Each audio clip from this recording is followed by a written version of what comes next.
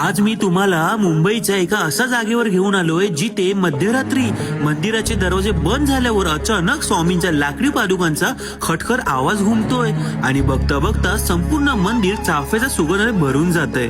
लोक म्हणतात इथे स्वामी महाराज आजही साक्षात वावरतायत। कोणती आहे ही जागा आणि काय आहे या सुगंधाचं रहस्य? नमस्कार, मी गौरेश चित्रे आणि या चमत्कारी मठाचा इतिहास सुरू होतो थेट 1998 साली, जेव्हा आनंद सरस्वती महाराजांच्या मनात आलं की मुंबईच्या भूमीवर स्वामींचा एक मठ असावा आणि त्यांचे गुरु अलिबागचे विश्वनाथ महाराज यांनी तसा साक्षात आशीर्वादही दिला। पण खरा चमत्कार या मूर्तीत आहे। तुम्ही शिर्डीच्या साईबाबांची ती जगप्रसिद्ध मूर्ती पाहिली आहे ना?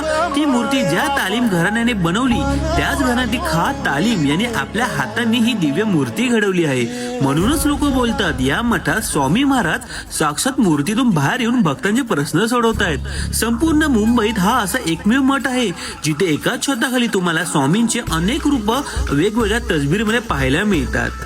पण या मठातला सर्वात थरारक चमत्कार तुम्हाला माहितीये का? एकदा एक जोडपे रस्ता चुकल्यामुळे या मठात आले।